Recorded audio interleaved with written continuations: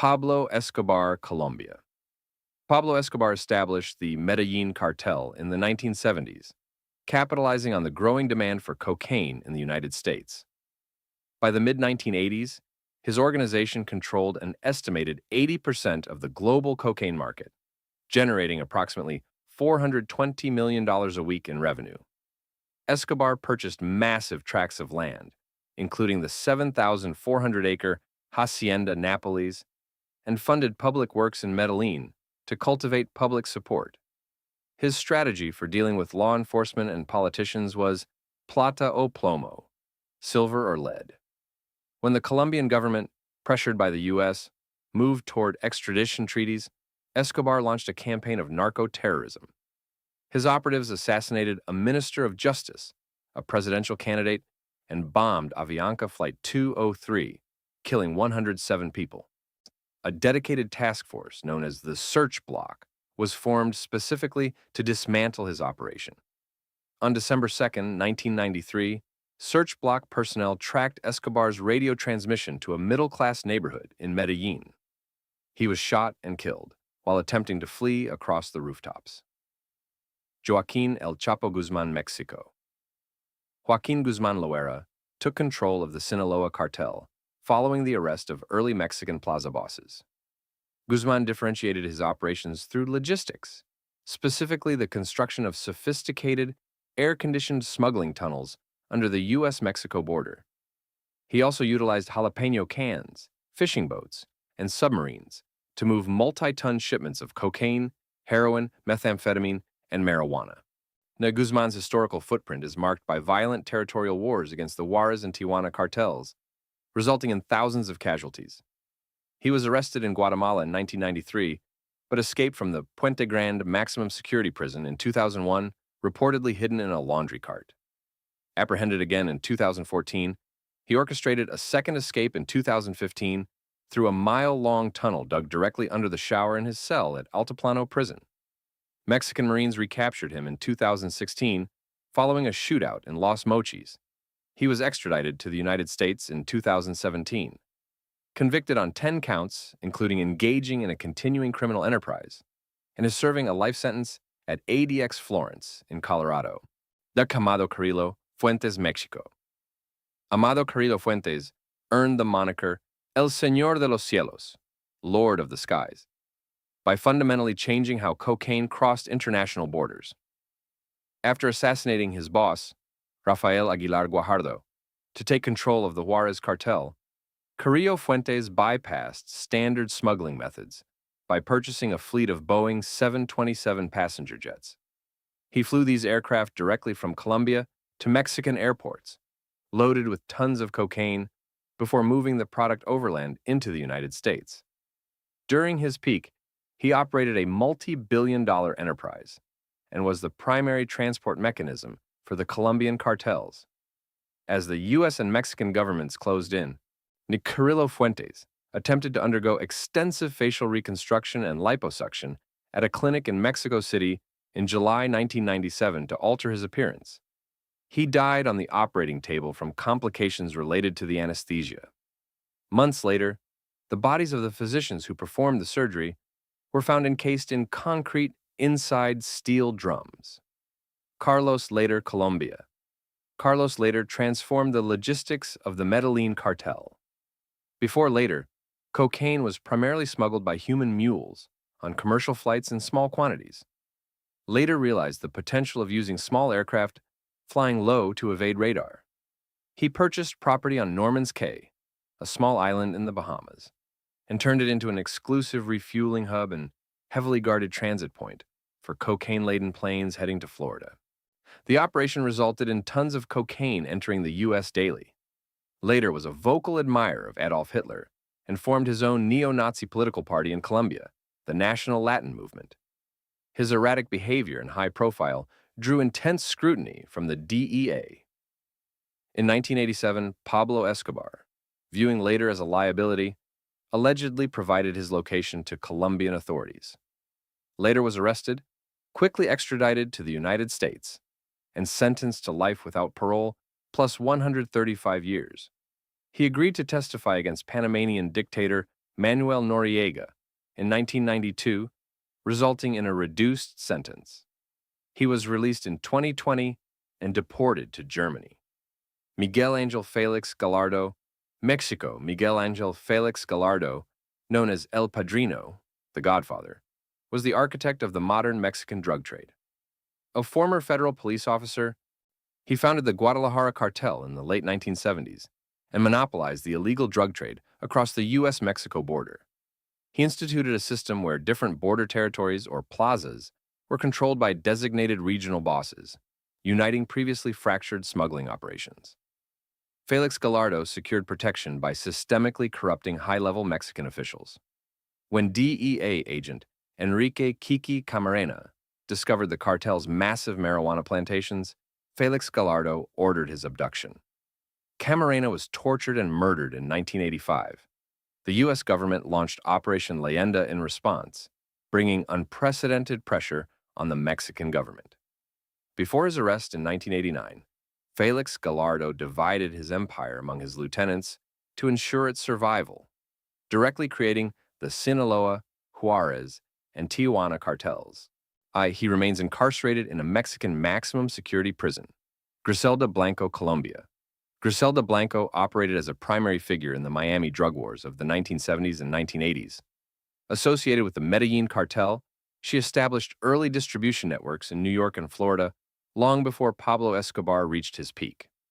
Blanco earned the nickname the Black Widow due to the murders of her 3 husbands, and was responsible for orchestrating the deaths of up to 200 people.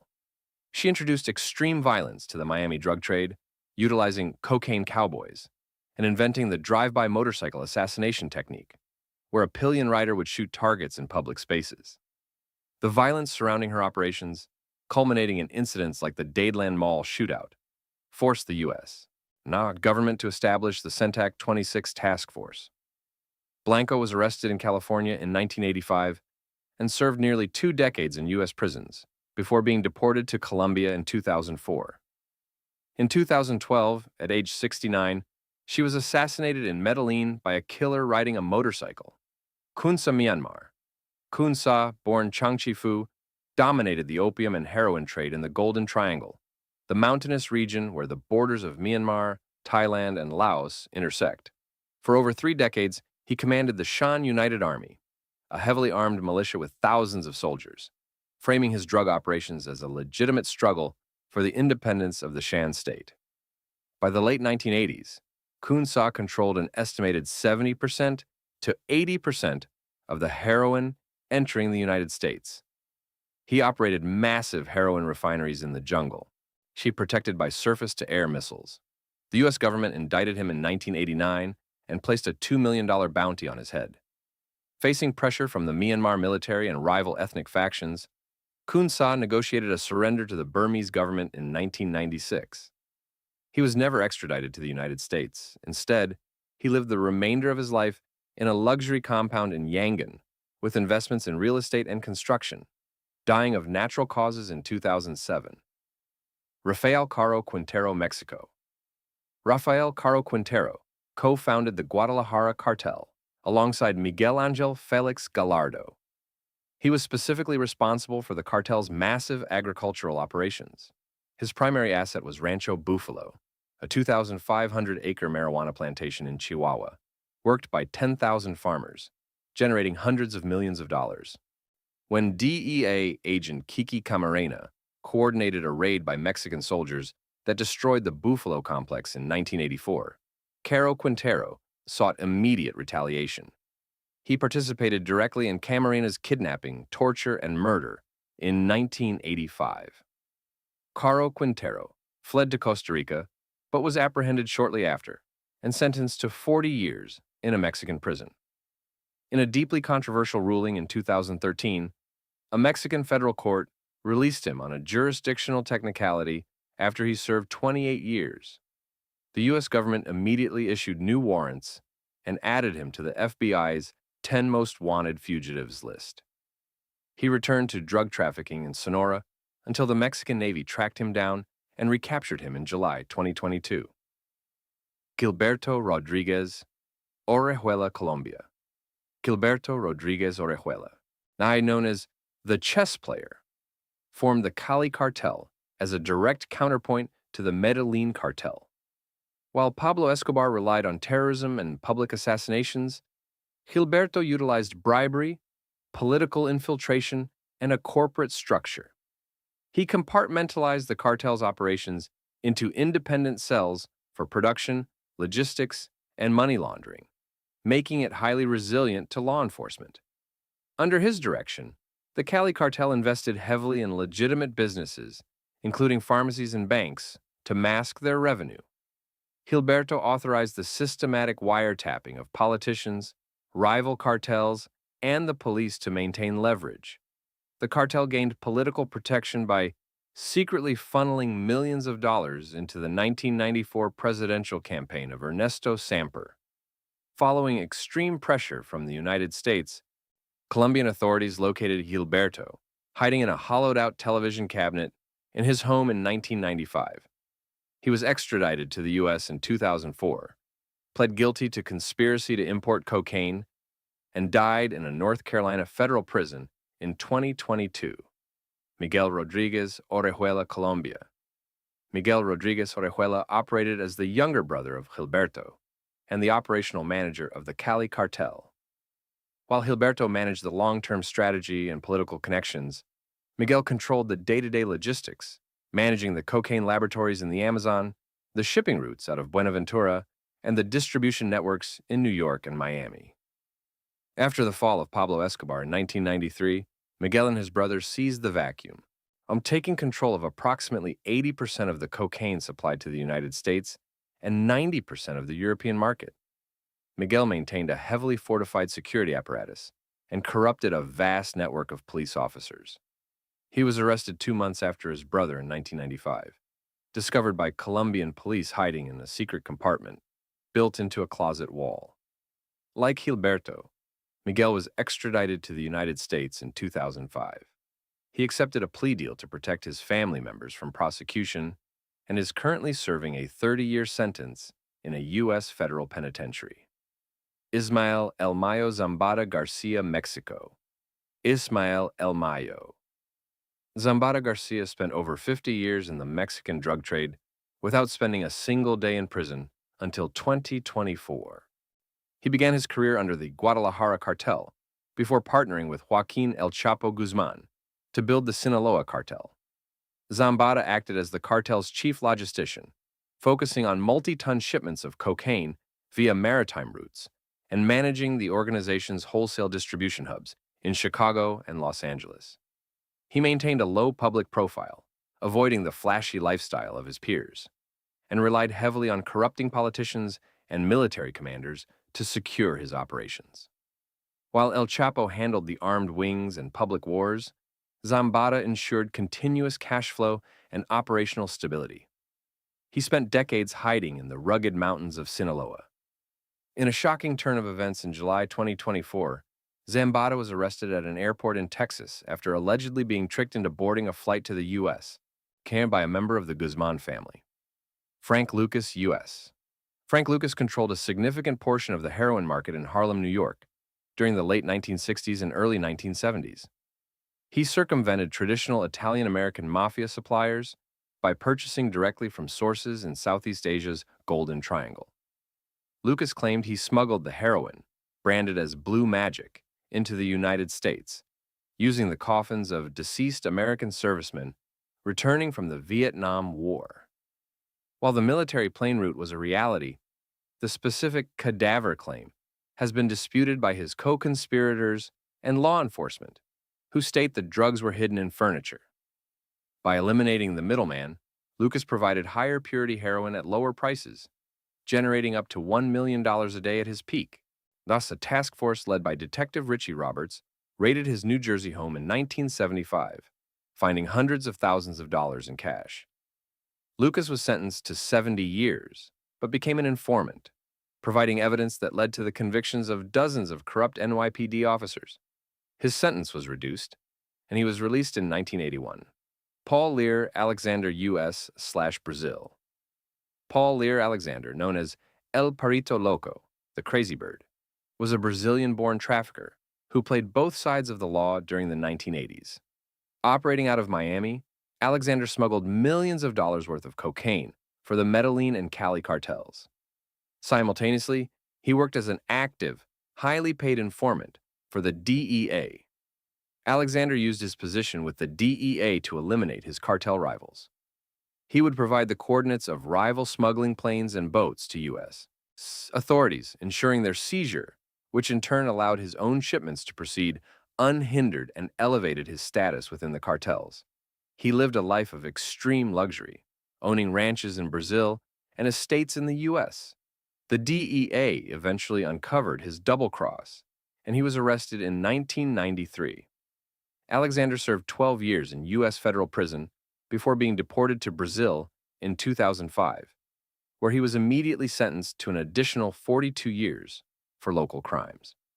In 2010, he was granted a temporary work release from a Brazilian prison and disappeared. His current whereabouts remain unknown. José Gonzalo Rodríguez Gacha, Colombia. José Gonzalo Rodríguez Gacha, known as El Mexicano due to his fascination with Mexican culture, was the military chief of the Medellín cartel. He managed the cartel's security apparatus and was instrumental in setting up the smuggling routes through Mexico into the U.S. Rodríguez Gacha was responsible for the militarization of the cartel. He hired British, Israeli, and South African mercenaries to train cartel sicarios in explosives and advanced combat tactics at secret camps in the Magdalena Medio region. A staunch anti-communist, he used his wealth to fund and arm right-wing paramilitary death squads, merging his drug operations with a violent political ideology. He personally orchestrated the assassination of Jaime Pardo Leal, a leftist presidential candidate. Following the bombing of Avianca Flight 203, the Colombian government prioritized his capture. In December 1989, Colombian police and military intercepted Rodríguez Gacha and his son on a farm in Tolima. He was killed in a heavy machine gun firefight while attempting to escape. Dawood Ibrahim India Dawood Ibrahim transformed a Mumbai street gang into D Company, a transnational organized crime syndicate. Beginning with gold smuggling and extortion in the 1970s, Ibrahim expanded into narcotics, moving massive quantities of heroin and hashish from Afghanistan and Pakistan through India to the Middle East and Europe. D Company integrated its illicit drug profits with the legitimate economy through the Hawala underground banking system and extensive real estate investments. Ibrahim also exerted severe financial control over the Bollywood film industry, extorting producers and celebrities. The turning point in his criminal trajectory occurred on March 12, 1993, when D Company executed a series of coordinated bombings across Mumbai in retaliation for anti-Muslim riots. The 13 blasts killed 257 people and injured over 1,400. This designated him as a global terrorist by the United Nations and the U.S. Treasury Department. Ibrahim fled India and, according to international intelligence agencies, has spent the last 3 decades residing in Karachi under the protection of Pakistani intelligence, a claim the Pakistani government denies.